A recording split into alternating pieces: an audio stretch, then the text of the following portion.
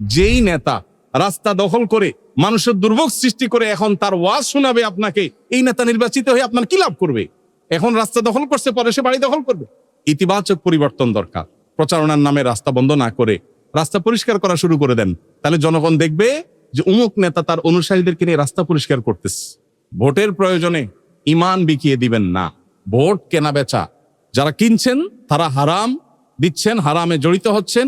আর যারা মনে করছেন যে না আমি তো চাই নাই, সাইদা দিয়ে গেছে, আমাকে জোর করে দিয়ে গেছে, তারাও হারাম খাচ্ছেন। যতদিন আমরা নিজেদেরকে পরিবর্তন না করব, ততদিন আমাদের নেতা, আমাদের শাসকরা পরিবর্তন হবে না। আল্লাহ বলেছেন, ইন্নাল্লাহা লা ইউগাইয়িরু মা বিকওমিন হাত্তা ইউগাইয়িরু মা বিআনফুসিহিম।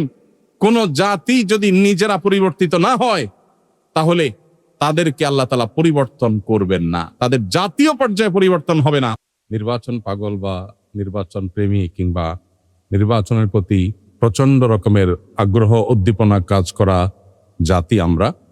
সারা বছর যেহেতু দেশের কোনো পলিসি মেকিং এ অন্য কোনো ক্ষেত্রে আমাদের তেমন কোনো রোল প্লে করার সুযোগ থাকে না, বহু বছর পর, বহুদিন পর একবার একটু ভোট দেওয়ার সুযোগ তৈরি হয়, এতেই আমরা অনেক খুশি।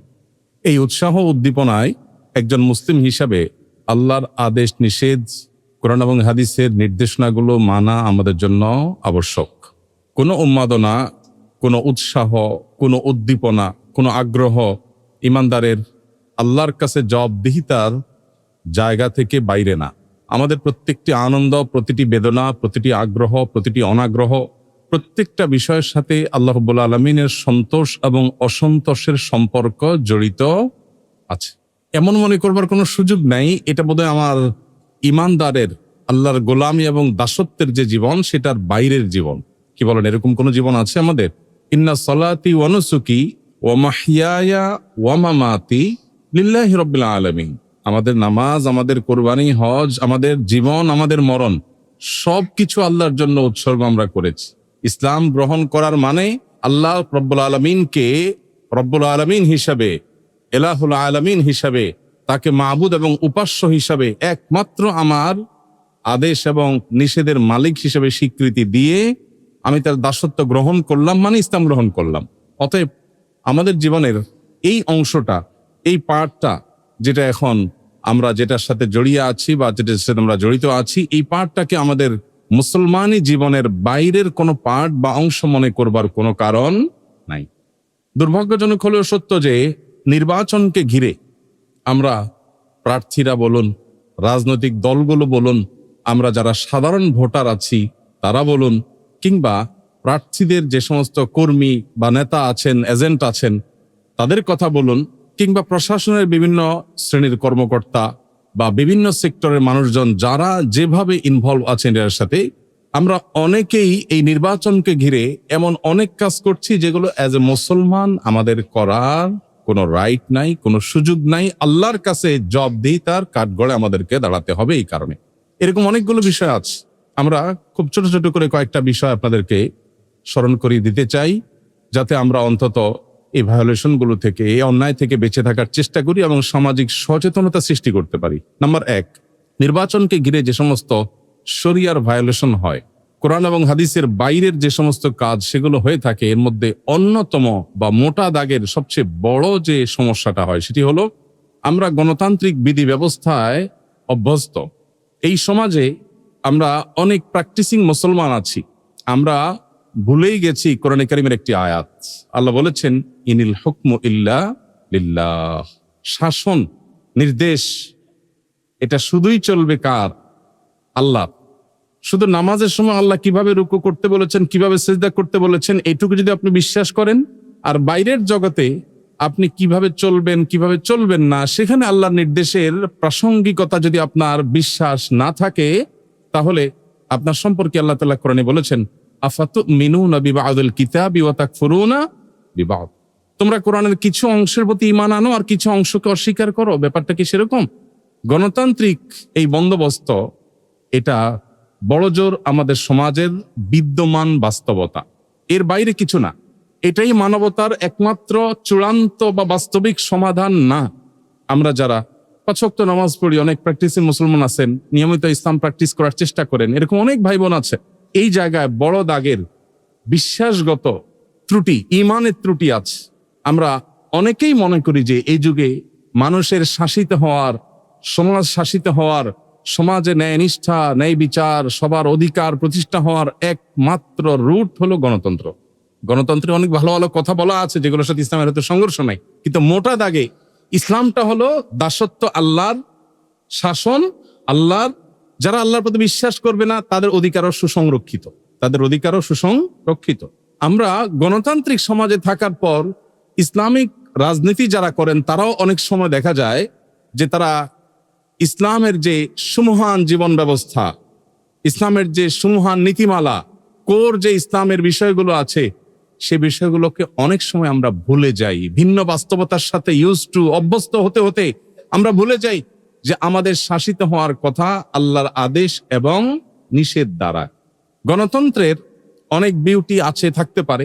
আল্লাহ রাব্বুল আলামিন কোরআনে কারিমে আহলে কিতাবদের, অমুসলিমদের, ইহুদি খ্রিস্টানদের মধ্যে যে ভালো গুণ ছিল তখন, সেগুলোর প্রশংসা আল্লাহ কোরআনে করেছেন। যে আহলে কিতাবদের মধ্যে কেউ কেউ আছেন, তাদের কাছে তোমরা যদি কিছু অর্থ করে রাখো তাহলে তারা আমানতদারিতার সাথে ফেরত দিবে।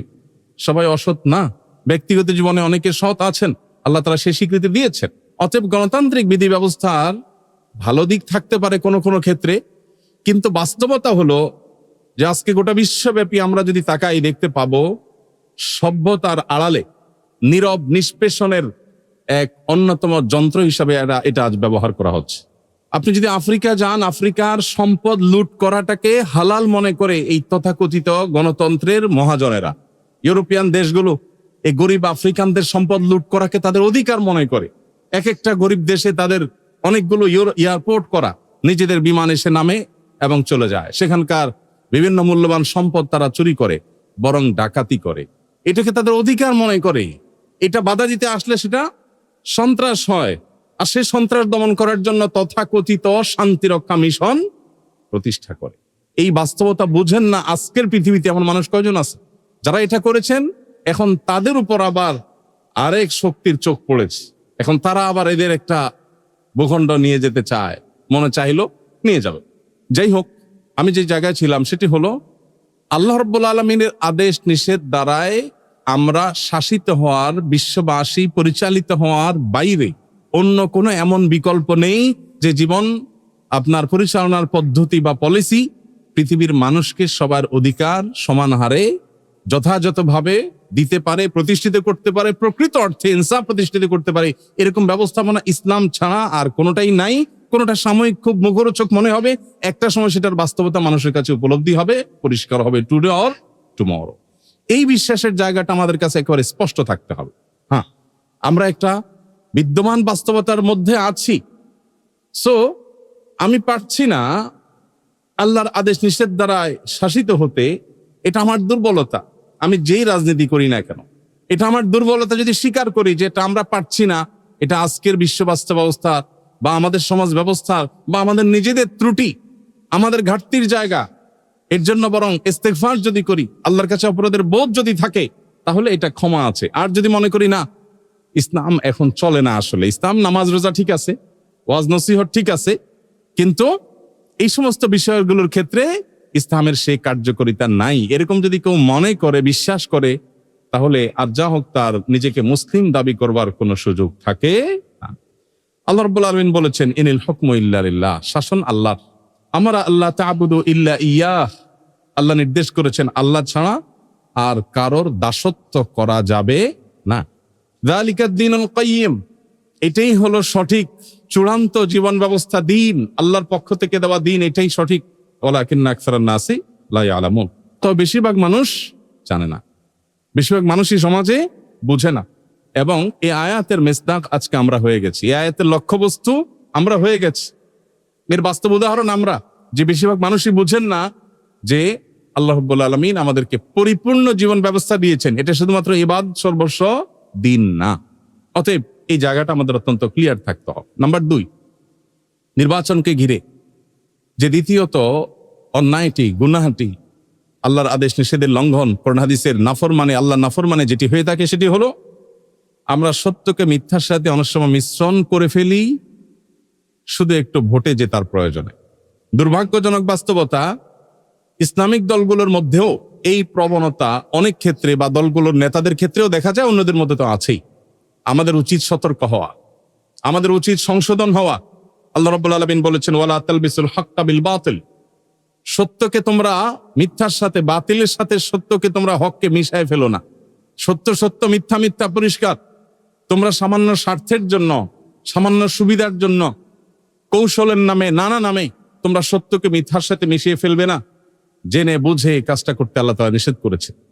আমরা দেখি অনেক সময় রাজনৈতিক দলগুলো, রাজনৈতিক দলের নেতারা, কর্মীরা, অনেক সময় সমর্থকরাও দেখা যায় ভোটের রাজনীতির সুবিধা আদায়ের জন্য অমুসলিমদের সাথে এমন ভাবে কথা বলেন বা অমুসলিমদের সম্পর্কে এমন মন্তব্য করেন যেটা তার ইসলামের গণ্ডিকে ক্রস করে যায়।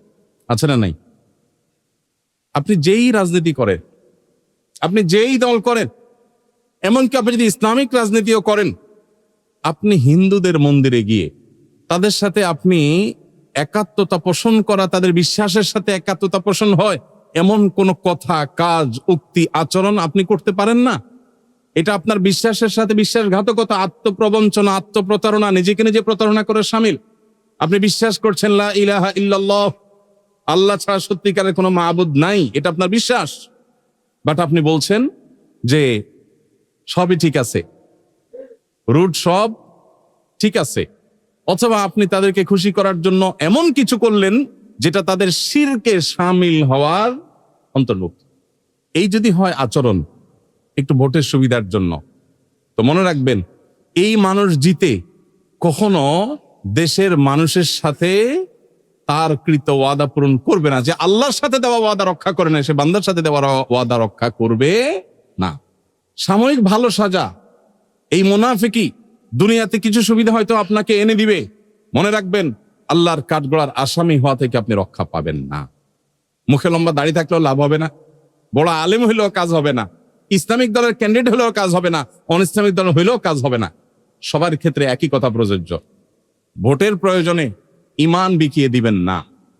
মনে রাখবেন আমাদের অন্য ধর্মাবলম্বী ভাই বোনদেরও মাথায় রাখা উচিত, মুসলমান যদি সত্যিকারের মুসলমান হয় তাহলে তার কাছে অন্য ধর্মাবলম্বীরা সবাই সবচেয়ে বেশি নিরাপদ ইনশাআল্লাহ।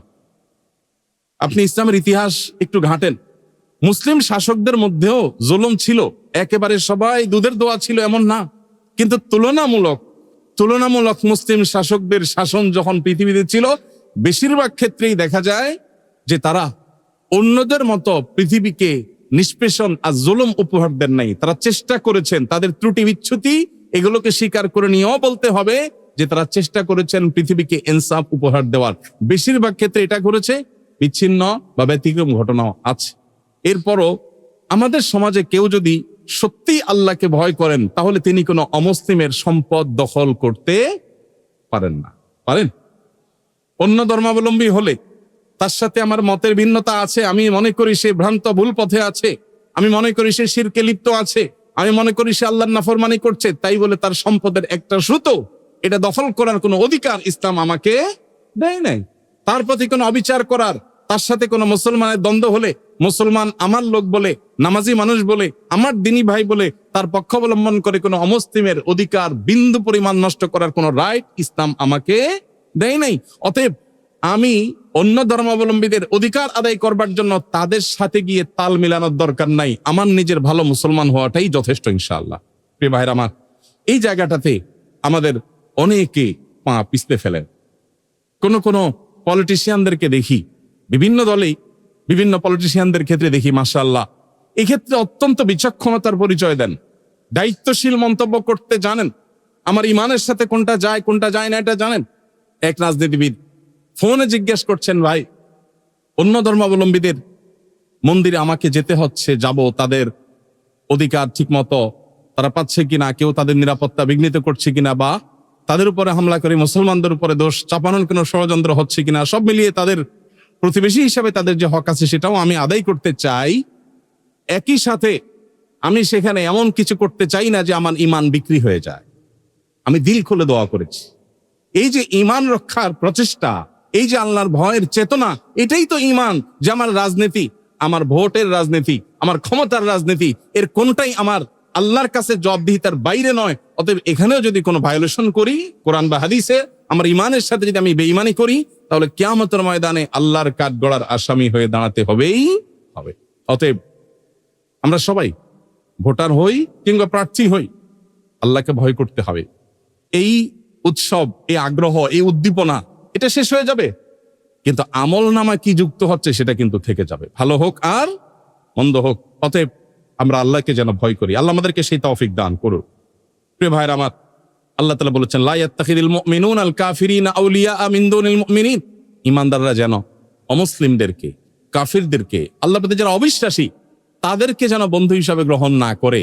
বন্ধু হিসাবে গ্রহণ করা বলতে অন্তরঙ্গতা, স্বাভাবিক যে বন্ধুতা, সামাজিকতা, সেটা নির্দেশ তো ইসলাম দিয়েছে।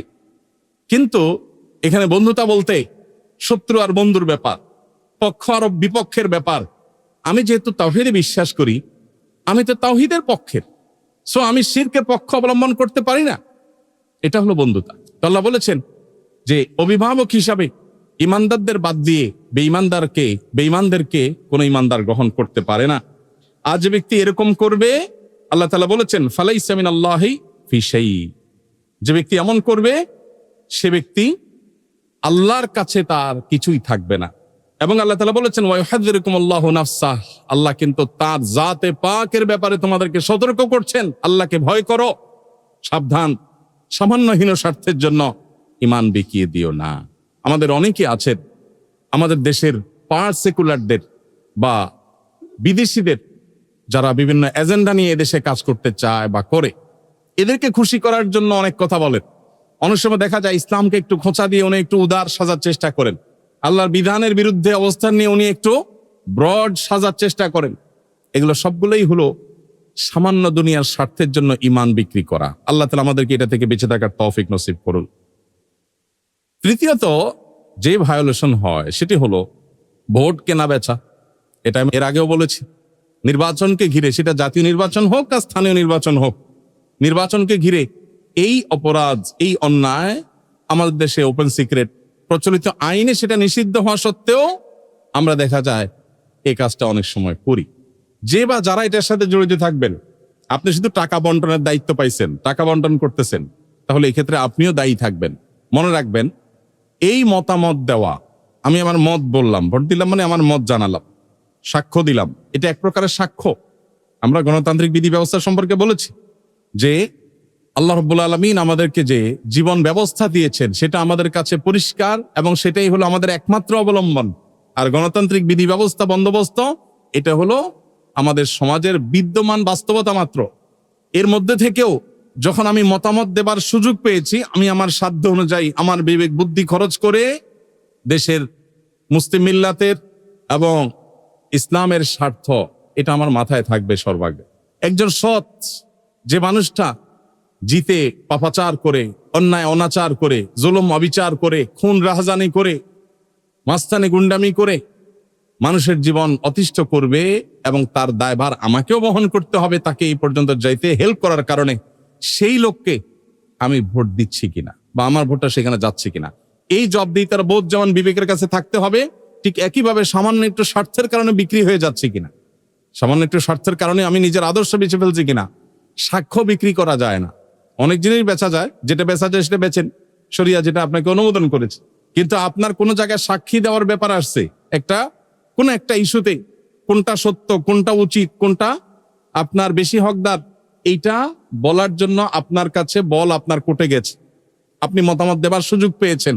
এখন যদি আপনি সুবিধা নিয়ে সত্য কথাটাও বলেন, তারপর আপনি হারাম করেন। আমি কি বুঝাতে পারছি?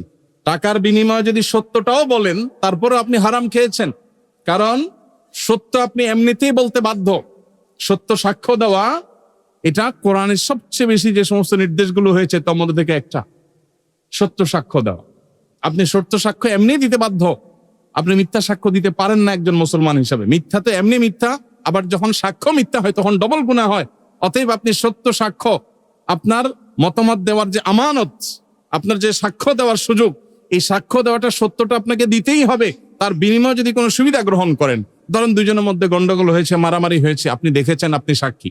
এখন সাক্ষী দিতে এসে যে দোষী আপনি সেটা বলতে হবে, যে নির্দোষ তারটাও বলতে হবে। এখন নির্দোষ যে তাকে নির্দোষী বলছেন, সত্যটাই বলছেন, কিন্তু বিনিময়ে ওই লোকের কাছ থেকে একটু সুবিধা গ্রহণ করেছেন, হারাম, এটা ঘুষ খেয়েছেন। চিন্তা করলেন সারা বছর সরকারের বড় বড়, দেশের বড় বড় চেয়ারে বসে বড় বড় নেতারা, মন্ত্রী, এমপিরা, তারা তো সব খায়, আমি তো সারা বছর খাইতে পারি না, নির্বাচন উপলক্ষে 500-1000 খাই, পাকে যোগে খাইলাম সবাই, দেশটা একা কিছু মানুষ লুট করবে কেন, আমরাও করি, এটাও ঘুষ, তারা যেটা খায় সেটাও ঘুষ। আর যদি আমরা সিদ্ধান্ত নিই যে ঠিক আছে আমরা চোরে চোরে খালাতো ভাই, তারা দেশের বড় বড় অঙ্কের লুট করবে আর আমরা নির্বাচনের সময় 500-1000-2000 টাকার ঘুষ খাবো, তাহলে সেও ঘুষখোর, আমিও ঘুষখোর। দিন শেষে যে চোর তার নেতাও চোর, যে ঘুষখোর তার নেতাও ঘুষখোর। আল্লাহ রাব্বুল আলামিন আমাদের এতটুকু ইমানি শক্তি দান করুন, আমরা যেন এই হারামগুলোকে না করতে পারি। চেষ্টা করা যাবে না ইনশাআল্লাহ। যতদিন আমরা নিজেদেরকে পরিবর্তন না করব, ততদিন আমাদের নেতা, আমাদের শাসকরা পরিবর্তন হবে না। আল্লাহ বলেছেন, ইন্নাল্লাহা লা ইউগাইয়িরু মা বিকওমিন হাত্তা ইউগাইয়িরু মা বিআনফুসিহিম। কোন জাতি যদি নিজেরা পরিবর্তিত না হয়, তাহলে তাদেরকে আল্লাহ তাআলা পরিবর্তন করবেন না, তাদের জাতীয় পর্যায়ে পরিবর্তন হবে না। অতএব আমাদের প্রত্যেকটা মানুষকে আল্লাহর ভয় অন্তরে লালন করতে হবে, তাকওয়া অবলম্বন করতে হবে, সত্যবাদিতার পথে আসতে হবে, অন্যায়ের পথ থেকে বেরিয়ে আসতে হবে। অন্যায় কথা বলা যাবে। ঠিক একইভাবে ভোট কেনা বেচা, যারা কিনছেন তারা হারাম দিচ্ছেন, হারামে জড়িত হচ্ছেন। আর যারা মনে করছেন যে না আমি তো চাই নাই, সাইদা দিয়ে গেছে, আমাকে জোর করে দিয়ে গেছে, তারাও হারাম খাচ্ছেন। কারণ আপনি আপনার সত্য সাক্ষ্য দিতে বাধ্য এজ এ মুসলমান। আপনি সাক্ষ্য না দেন সেটা এক জিনিস, সাক্ষ্য দিতে গেলে আপনি মিথ্যা সাক্ষী এমনি দিতে পারবেন না। অতএব এখানে বিনিময় যদি গ্রহণ করেন, মানুষের যদি বাধ্যতামূলক অপরিহার্য দায়িত্ব পালন করতে গিয়ে কোনো উপরি সুবিধা ভোগ করে, এর নাম ঘুষ। আপনি একটা চেয়ারে আছেন, আপনার কাজ এই বিষয়গুলো দেখা, সেটার বিনিময়ে উপরি হিসাবে যেটা আপনি নিচ্ছেন ওটা ঘুষ। অতএব এই ঘুষ থেকে আমরা বেঁচে থাকার চেষ্টা করব। আল্লাহ আমাদেরকে তৌফিক দান করুন। এবং এই ঘুষ যাতে সমাজে চলতে না পারে, এ ব্যাপারে আমাদের সবাইকে সজাগ থাকতে হবে। এটা ইসলামে যেমন নিষিদ্ধ, প্রচলিত আইনেও নিষিদ্ধ এবং জঘন্য। অতএব এই জঘন্য কাজটা যেন কোনোভাবে হতে না পারে। আমাদের দেশে নির্বাচনকে ঘিরে লক্ষ লক্ষ কোটি কোটি টাকা খরচ করেন এক একজন প্রার্থী। হ্যাঁ, বড় বড় তাদের সভা সমাবেশ করতে হয়, খরচ আছে বুঝি, কিন্তু এই যে ঘুষ লেনদেনের যে খরচ, এই খরচের জন্য তারা প্রত্যেকে, যারা গ্রহণ করবেন ভোটার আর যারা প্রার্থী বা প্রার্থীর লোকজন দিবেন, সবাই কিয়ামতের ময়দানে আল্লাহর কাছে আসামি হয়ে দাঁড়াতে হবে। আল্লাহ আমাদের সবাইকে এই ভোট কেন্দ্রিক, নির্বাচন কেন্দ্রিক এই সমস্ত শরিয়া ভায়োলেশন থেকে বেঁচে থাকার তৌফিক দান করুন। আরেকটি গুরুত্বপূর্ণ বিষয় হলো বিভিন্ন মিথ্যা প্রতিশ্রুতির ফুলঝুরি। এটা নির্বাচন আসলে আমরা সাধারণ মানুষ বিশেষ করে শুনতে শুনতে আমাদের কান ঝালাফালা হয়ে যায়, তাই না? মিথ্যা প্রতিশ্রুতির ফুলঝুরি, আমি এটা করব, আমি সেটা করব, আমার দল এটা করবে, আমার দল সেটা করবে। এই যে একটা কমন কালচার আমাদের দেশে আছে, সবগুলো দলই কম বেশ এগুলোর প্র্যাকটিস করে। এই প্রতিশ্রুতি দেওয়া তো খারাপ জিনিস না, কিন্তু মিথ্যা প্রতিশ্রুতি যারা দেয়, যে এলাকার যিনি প্রার্থী সে এলাকায় এটা করবেন ওইটা করবেন, যেভাবে কথা বলেন তাতে মনে হয় ক্ষেত খামারও রাখবেন না, ওইগুলো সব পাকা করে ফেলবে। এত প্রতিশ্রুতি আর প্রতিশ্রুতি না, এটা হলো আরেকটা ভায়োলেশন। অনেক নামাজি কালায় মানুষ এটা করে। ইসলামী রাজনীতি করতে গিয়েও যদি আপনি এরকম মিথ্যা ভুলভাল যা মুখ দিয়ে আসলো দানায় পানায় শুধু বললেন মানুষের ভোটের জন্য, মনে রাখবেন এটা সুস্পষ্টভাবে শরিয়া ভায়োলেশন, শরিয়া লঙ্ঘন। একজন মুসলমান হিসেবে আপনি এটা করতে পারেন না। মুসলমান এরকম যা ইচ্ছা তা বলবে, যা খুশি তা মুখ দিয়া বলবে, এটা মুসলমান করতে পারে না। এ সম্পর্কে অত্যন্ত ভীতিকর একটা হাদিসের কথা শুনাই। নবী করিম সাল্লাল্লাহু আলাইহি সাল্লাম বলেছেন, বিশুদ্ধ হাদিস, তিনি বলেছেন, লিকুল্লি গাদিরিন লিওয়াউন ইয়াউমাল কিয়ামাহ। যারা প্রতিশ্রুতি দিয়ে, ওয়াদা দিয়ে ভঙ্গ করবে, প্রতারণা করবে, ধানাই ফানাই বলে মানুষকে ধোঁকা দিয়ে বাস্তবে সেটা করবে না, আগে থেকে সে জানে, এই গাদ্দারি যারা করবে কিয়ামতের ময়দানে সব পাপীদেরই তো বিচার হবে, কিন্তু এদের কাছে একটা করে পতাকা থাকবে, যার গাদ্দারি যত বড়, যে যত বেশি মানুষের সাথে গাদ্দারি করেছে সে হারে তার পতাকা, এবং তার পতাকায় লেখা থাকবে এটা গাদ্দারের পতাকা। এটা দুনিয়াতে গাদ্দার ছিল, এটা দুনিয়াতে ওয়াদা খেলাফ করেছে, বেঈমানি করেছে, মিথ্যা প্রতিশ্রুতি দিয়েছে, চুক্তি ভঙ্গ করেছে, ওয়াদা রক্ষা করে নাই, এ মিথ্যুক, এটা গাদ্দার। পতাকায় লেখা থাকবে। রূপকথার গল্প বলছি না, নবীজির হাদিস বলছি। অতএব নেতার পক্ষ হয়ে আপনিও যদি মিথ্যা কথা বলেন তো আপনাকেও একটা ধরায় দেওয়া হবে কিয়ামতের ময়দানে। আল্লাহ তাআলা আমাদেরকে আল্লাহকে ভয় করার তৌফিক নসিব করুন। সততা এটা যদি আমরা চর্চা না করি সর্বত্র, তাহলে এই দেশের পরিবর্তন কোনোদিনই হবে না। আমরা হাহুতাশি করে যাব, পরিবর্তন কোনোদিনই হবে না। আল্লাহর কাছে দোয়া করি, আল্লাহ আমাদের সবাইকে নেককার, মুত্তাকি, সত্যিকারের ইমানদার, আল্লাহ ভীরু, সত্যিকারের সৎ ভালো মানুষ হওয়ার তৌফিক দান করুন।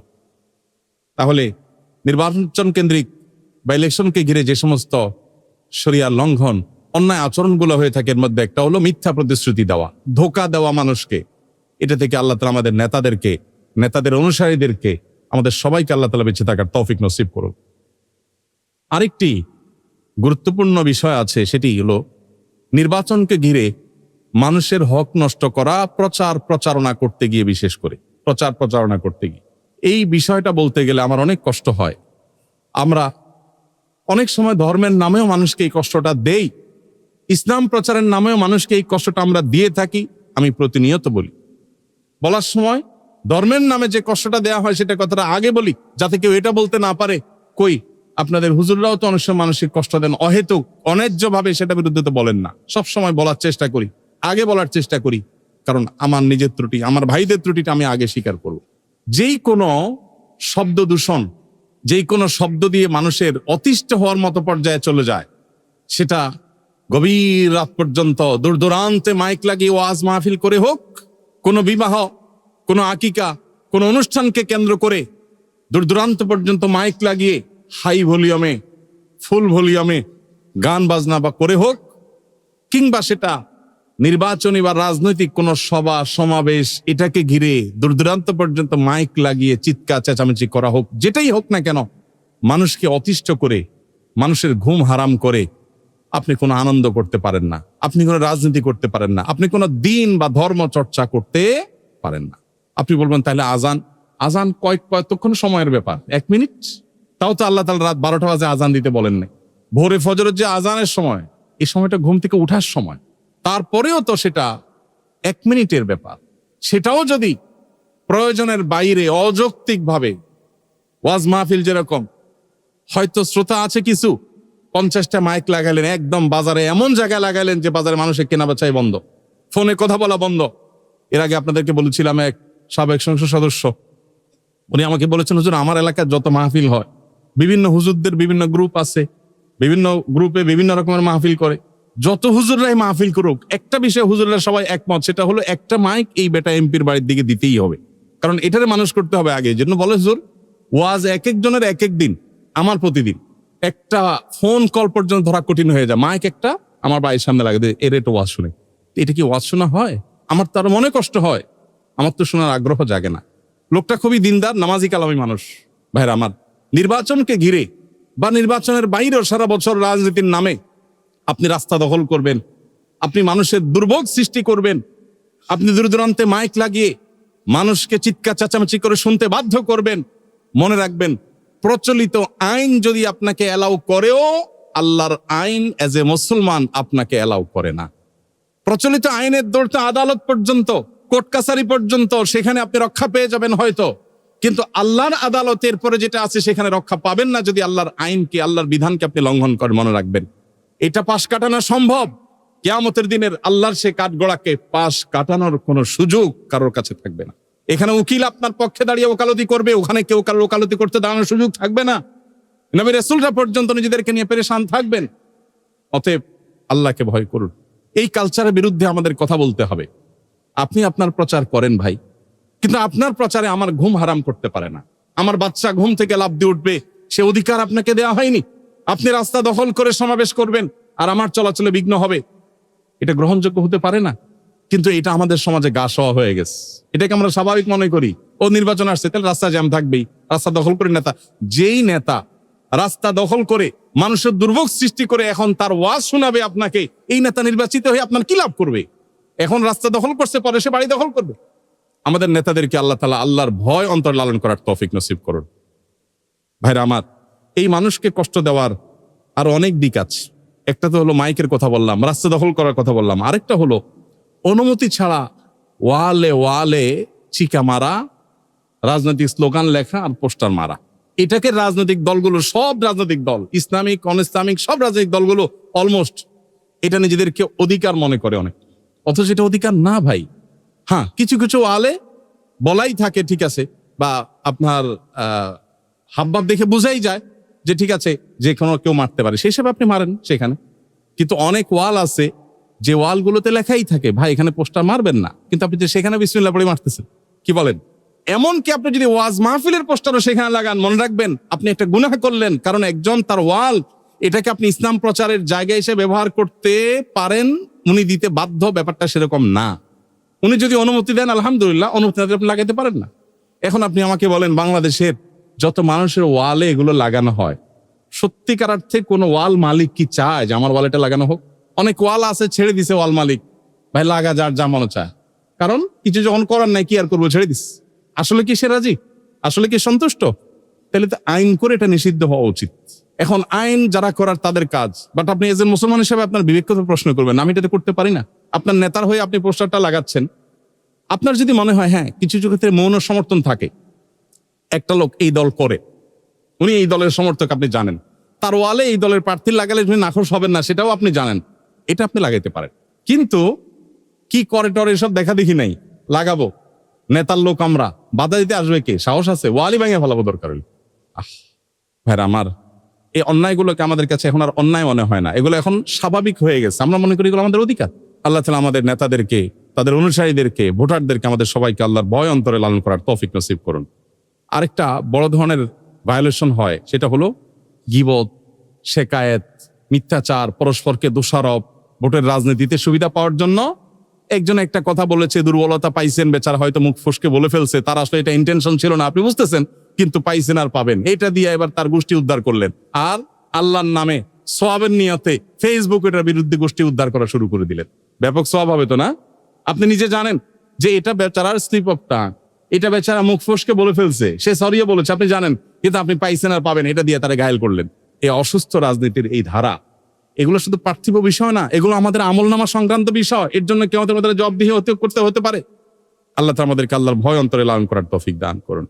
আমরা যারা সাধারণ মানুষ, আমরা অনেকে মনে করি হুজুর এগুলো তো আমাদের ইস্যু না, এগুলো নেতাদেরকে যায় শুনান। আমরা তো এগুলো করি না, আমরাও করি। আমরা অনেকে সুযোগের অভাবে সৎ, সুযোগের অভাবে সৎ, মানে এই চান্স আপনি পান না, সেজন্য করেন না। চান্স পেলে আপনিও ছাড়েন না। চায়ের দোকানে বসে গীবত, শেকায়েত, বেহুদা আলাপ, অপ্রয়োজনে প্রয়োজনে মিথ্যা, জেনে না জেনে, বুঝে না বুঝে যে দল করেন তার বিরুদ্ধে, দলের বিরুদ্ধে যা খুশি তা করলেন, যা খুশি তা বললেন, মিথ্যা এবং বানিয়ে বানিয়ে কথা। এগুলো তো রাজনীতির জন্য জায়েজ নাকি? রাজনীতির জন্য জায়েজ? আল্লাহ তাআলা আমাদেরকে বুঝার তৌফিক দান করুন। সর্বশেষ যেটি বলতে চাই, যদিও আমার এই কথা প্রার্থীদের কাছে কতটা, কয়জনের কাছে পৌঁছাবে সেটা জানি না, সেটা হলো যে ইতিবাচক পরিবর্তন দরকার। প্রচারণার নামে রাস্তা বন্ধ না করে রাস্তা পরিষ্কার করা শুরু করে দেন, তাহলে জনগণ দেখবে যে অমুক নেতা তার অনুসারীদেরকে নিয়ে রাস্তা পরিষ্কার করতেছে, এবং এটা দেখার কারণে মানুষের সিম্প্যাথি আরো বাড়বে। রাস্তা দখল করে তার দুর্ভোগ সৃষ্টি করলে সে আপনাকে ভোট দিবে না, বদদোয়া দিবে বরং। কিন্তু যদি দেখে যে নেতার লোকজন আমাদের কাজ করতেছে, অন্তত অভিনয় করে হলেও, নির্বাচনের সময়টার জন্য হলেও যদি সব প্রার্থীরা দেশের সব রাস্তাঘাটগুলো মেরামতের কাজ শুরু করে দেন, পরিষ্কার করার কাজ শুরু করে দেন, নির্বাচনকে ঘিরে আর কিছু পাই আর না পাই, একটা পরিচ্ছন্ন দেশ কিছুদিনের জন্য হইলেও পাইতাম আমরা। গ্রামে যে সমস্ত রাস্তা ভেঙে গেছে, কালভার্ট ভেঙে গেছে, মাটি কাটা পড়ে গেছে, নেতাদেরকে নিয়ে গেঞ্জি গায়ে দেন, অমুক মার্কার লোক, অমুক নেতার লোক, এবং সেটা আপনি মেরামত করেন, আমরা জনগণ দেখে বুঝবো মাশাআল্লাহ, ভোটে জিতার আগে থেকেই জনগণের সেবা করতেছে, তাহলে জিতলে কিছু সেবা করবে অন্তত।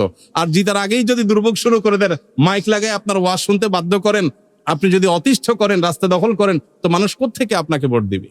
ইতিবাচক পরিবর্তন, ইতিবাচক প্রচারণা, ভিন্ন ধর্মী প্রচারণা, যেটা প্রচারণা হবে মানুষের উপকারও হবে, সেরকম চিন্তাধারা আমাদের প্রার্থীরা করতে পারেন। আল্লাহ আমাদেরকে সেই তৌফিক দান করুন। আমাদেরকে আল্লাহ তাআলা, সাধারণ মানুষকে আল্লাহ তাআলা সংশোধিত করুন, আমাদের নেতাদেরকেও সংশোধিত করুন। এদেশের যত সংকট আছে সব সংকট আল্লাহ তাআলা দূর করুন। নির্বাচনকে ঘিরে যে সমস্ত সহিংসতা হচ্ছে বা হতে পারে বলে আশঙ্কা করা হচ্ছে, আল্লাহ তাআলা সেগুলো থেকে আমাদেরকে, আমাদের দেশকে, এদেশের মানুষকে আল্লাহ তাআলা হেফাজত করুন, রক্ষা করুন। এই দেশকে আল্লাহ তাআলা শান্তি দিয়ে পরিপূর্ণ করে দিন। আমাদেরকে আল্লাহ তাআলা ইস্তেগফার করে, গণতওবা করে আল্লাহর দিকে ফিরে আসার তৌফিক দান করুন।